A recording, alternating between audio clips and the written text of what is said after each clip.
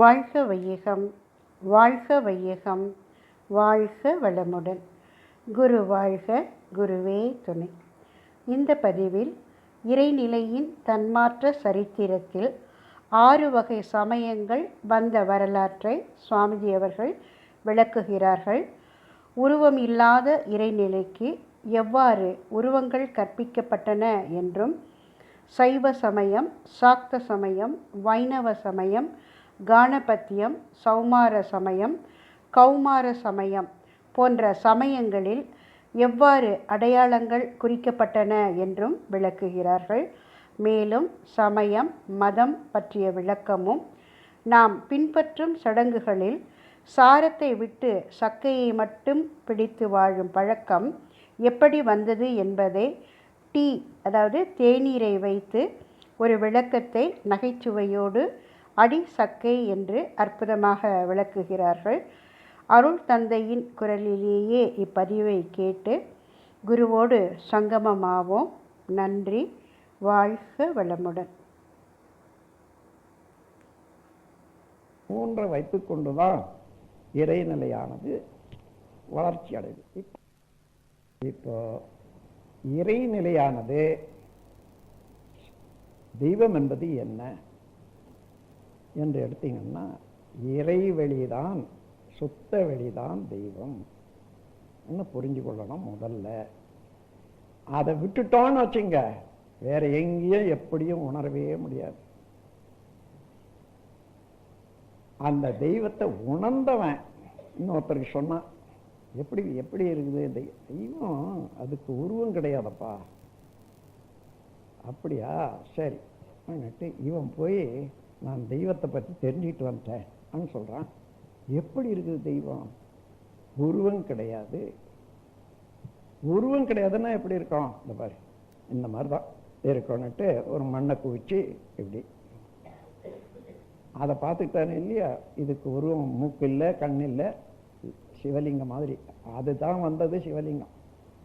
அதை அவன் போனான். இது வந்தாலும் மண்ணில் காமிச்சானா அது அப்படியே கரைஞ்சி போடும். நான் கல்லிலேயே செய்துக்கிறேன்னு சொல்லி செய்துட்டான். அவன் சொல்றான் எல்லாருக்கும் இதுதான் தெய்வம். சிவம் என்றது இதுதான், இந்த சிவலிங்கம் என்றது இதுதான் தெய்வம். கண்ணில்லை, மூக்கில்லை. அதை அந்த நம்பிக்கையோட வளர்ந்த, அதாவது நாம் இந்த தெய்வத்தின் மூலமாகத்தான் எல்லாம் வந்திருக்கோம். ஒருத்தர் ஒருத்தர் ஒத்தும் உதவியும் வாழணும் என்ற நெறி நின்று வாழணும் என்ற போது அந்த வாழ்க்கை பாதையை ஒப்புக்கொண்டவர்கள்லாம் சைவ சமயம். சமயம்னா நேர்நிறை உணர்வு, எல்லாம் ஒரே மாதிரி. மதம்னா உயர்வு தாழ்வு என்றதை வச்சுக்கிட்டு இருந்தால் அது மதம். கடவுள் வேறு, மனிதன் வேறு, குரு வேறு, சிஷ்யன் வேறு, அப்பாவுக்கும் பிள்ளைக்கும் மதிப்பில் வேற வித்தியாசம் இருக்குது. இந்த மாதிரி மதிப்பு வித்தியாசத்தை வச்சு வாழ்க்கையை எடுக்கிற போது அதுக்கு மதம். மதம்னா உயர்வுதாழும் மனப்பான்மை. சமயம் என்றால் நேர்நிறை உணர்வு. இந்த இறைநிலையானது இப்படி எங்கும் நிறைந்ததாக இருக்கிறது. அதிலிருந்து உற்பத்தி ஆகிறது அணு, அணுவிலிருந்து வந்த பரிணாமத்தில் மனிதன். எல்லாரும் நேர்நிறை உணர்வு. அதனால எல்லாரும் ஒரே மாதிரியாக ஒருவருக்கு ஒருவர் ஒத்தும் உதவியும் வாழணும் என்ற நெறியில சைவ சமயம் வந்தது. அதுக்கு பின்னால ஆமா, இந்த மாதிரி ஒன்றுமே இல்லாத இருந்தா இந்த உலகங்கள்லாம் இயங்கிறதுக்கு உற்பத்தி ஆகிறது எப்படின்னு கேட்கிற போது அதற்கு மேல அடுத்த கட்டத்தை சொல்றான். சக்தி என்பது நுண்ணிய விண். அது இறைநிலையிலிருந்து தோன்றியது. அது பெண், அது ஆண், இது பெண். இதுதான் சக்தி. இந்த சக்தியினுடைய ஆற்றல் தான் எந்த பொருள் எடுத்தாலும் அணுக்களுடைய கூட்டு தான். அதனால சக்தி வடிவம் தான் பிரபஞ்சம்னு சொன்னான். அதன் பிறகு இந்த சக்தியை அடிப்படையாக கொண்டு பார்த்தால் எல்லாருமே சக்தியினுடைய திணிவு தான் என்று ஏற்றுக்கொண்ட போது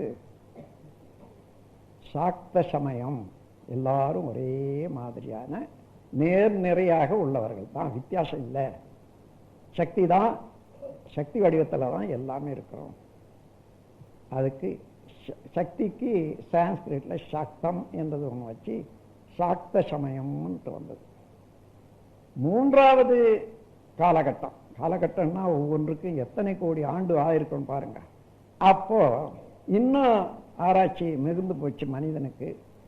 அவன் இந்த சக்தி என்பது எப்படி தான் இருக்குது, நுண்ணியக்கமான விண் என்று சொன்னாங்க, உயிர் என்று சொன்னாங்க, தான் திணிவுதான் எல்லாம் சொன்னாங்க. அந்த சக்தி என்பது எப்படி இருக்கிறது என்றால் சுழன்று கொண்டே இருக்கிறது. அந்த சுழற்சியினாலே மோதும் போது வரக்கூடிய அலை ஒலி எழுப்பி கொண்டிருக்கிறது. அதுதான் நாத ஒலி. பிரபஞ்சம் முழுவதிலும் அந்த ஒலியும் நிரம்பி இருக்கிறது, இந்த சுழலும் நிரம்பி இருக்கிறது. சுழலுக்கு ஒரு அடையாளம் வச்சான் சக்கரம், ஒலிக்கு ஒரு அடையாளம் வச்சான் சங்கு. இந்த ரெண்டையும் வச்சு ஒரு உருவத்தை வச்சுக்கிட்டா இதுதான் மகாவிஷ்ணு. மூன்றாவதாக வந்த சமயம் வைணவ சமயம். இறைநிலையானது சிவமாகவே இருந்து, அதாவது விஷ்ணு அது சக்தியாகி, அந்த சக்தியினுடைய அடையாளம் சுழற்சியும் ஒலியும். இந்த இரண்டு அடையாளத்தை வச்சு சங்கும் சக்கரமாக வச்சு அதிலிருந்து நாம் எல்லாரும் இந்த ஒரு பெரும் சக்தியிலிருந்து நாம் தோன்றி வந்தவங்க தான் நேர்நிறை உணர்வு உடையவர்கள் என்ற போது வைணவ சமயம். அதுக்கு முன்னதாகவே சூரியனையே வழிபட்டு அதுதான் தெய்வம் என்று வைத்து கொண்டு வந்தாங்களே, அது இருப்பாகவே இருக்குது. அதை தொடர்ந்து வாழ்ந்தவங்க சௌர சமயம் வச்சு சௌர சமயம்னு வச்சுக்கிட்டாங்க, சூரியனை வழிபடக்கூடியவர்கள். அதற்கு மேலாக இந்த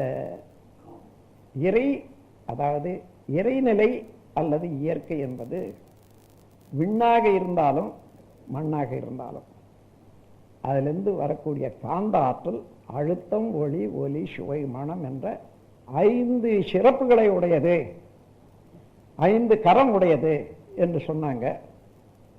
5 கரத்துக்கு ஏதாயிலும் ஒரு அடையாளம் வேணுமே என்று தேடினா, யானையை விட 5 கரம் ஒன்றும் எடுக்க முடியாது. அதனால யானையை வச்சு இதுதான் 5 கரம். இது வரைக்கும் 5 கரம்னா அது யானையை வைக்கல, அடையாளம் காட்டினா. 5 கரம்னா இயற்கைக்கு அழுத்தம், ஒளி, ஒலி, அதாவது உருவம், ஒளி, ஒலி, சுவை, மனம் 5 தான் பிரபஞ்சம் என்ற போது இந்த 5 வச்சு 5 புலன்களை வச்சு 5 பூதங்களை வச்சு பேசுகிற போது அது 5 நிலைகள் பிரபஞ்சம். அந்த 5க்கு அடையாளமாக கொண்டது யானை. யானை உருவத்தோடு வணங்கக்கூடிய தெய்வம் தான். இப்போ நீ எந்த இடத்துல போனாலும் இந்த 5 விட்டுடாத, இதை தெரிஞ்சுக்கிட்டு போன்னு சொல்றது தான் இப்போ முன்ன விநாயக பூஜை பண்ணுன்றாங்க. அது தண்ணி ஊற்றி பூஜை பண்ணிக்கிட்டே இருக்கிறதுனால தெரிஞ்சிடாது. இந்த விண்ணாகி பஞ்சபூதங்களாகி, பஞ்ச இந்திரியங்களாகி, பஞ்சபூதங்களாகி, பஞ்ச தன்மாத்திரைகளாகி எப்படி இயங்குகிறது என்றதான். அதை விட்டுட்டு இது சடங்கு. அதாவது நாம் இப்போ எல்லாரும் நாம் டீ சாப்பிட்றோம், நல்ல ஒழுங்காக தான் சாப்பிட்றோம். முதல்ல இந்த நாட்டுக்கு டீ வந்தபோது டீயை போட்டு கொதிக்க வச்சு வடிகட்டி அந்த தண்ணியை ஊற்றிட்டு அந்த இலையை தான் சாப்பிட்டாங்க. இதுக்கு பின்னால தெரிஞ்சுக்கிட்டு அவங்களே அழகே நீங்கள் என்னடா என்ன பண்ணீங்க, நாங்கள் இந்த மாதிரி இல்லை, அந்த தண்ணியை தான் குடிக்கணுமே தவிர இலை திப்பின்னு சொல்லி போட்டோம். இப்போ அந்த மாதிரி சாரத்தை விட்டுட்டு சக்கை எடுத்துக்கொண்டது கொஞ்ச காலம். அதே போல தான் நாம் கூட தத்துவங்களில் சாரத்தை விட்டுட்டு சக்கையை எடுத்துக்கொண்டோம். இப்போ நம்ம எந்த பொருள் எடுத்தாலும் அதை ஒரு கண்டுபிடிச்சிட்டான்னா, அதில் ஒரு உண்மையை கண்டுபிடிச்சிட்டான்னா அடி சக்கை, இது சக்கைன்னு தெரிஞ்சு போச்சுன்னா அப்ப சாரம் தெரிஞ்சு போச்சுன்றது அர்த்தம். இது இன்ன வரைக்கும் வந்துருக்குது, எல்லா வார்த்தையிலும் தான் வருது. நான் கூட எத்தனையோ பேர் சொல்ல கேள்வி, அடி சக்கன்னு. என்னப்பா அந்த சக்கன்னா? அதெல்லாம் எல்லாம் சொல்றாங்க, நானும் சொல்றேன். அந்த மாதிரி இந்த சடங்குகள்ல அந்த சக்கையை தான் எடுத்துக்கொண்டோம், சாரத்தை விட்டோம். அதன் பிறகு இன்னும் சித்தர்கள் வந்த காலத்துல தான் இன்னும் ஒரு தத்துவம் வெளியாச்சு. என்னன்னா, அவர்கள் இந்த பிரபஞ்சத்துல இறைநிலையானது விண் வரைக்கும் வந்தாங்க. விண்ணிலிருந்து காந்த சக்தி தோன்றி இதெல்லாம் பஞ்சபூதங்கள் வந்தாச்சு. அறிவு எங்க இருக்குது, மனம் எங்க இருக்குது, எப்படி வந்ததுன்னுட்டு இது வரைக்கும் வரல. அதனால மனதை கொண்டு மனதினாலேயே நினைச்சு ஆராய்ந்து செய்தவங்க தான். அதாவது சித்தம் என்றதுக்கு என்ன என்று விளக்கம் காண்பதற்கு அந்த சித்தத்தின் மேலே சித்தத்தை வைத்து உண்மை கண்டவர்கள் சித்தர்கள்.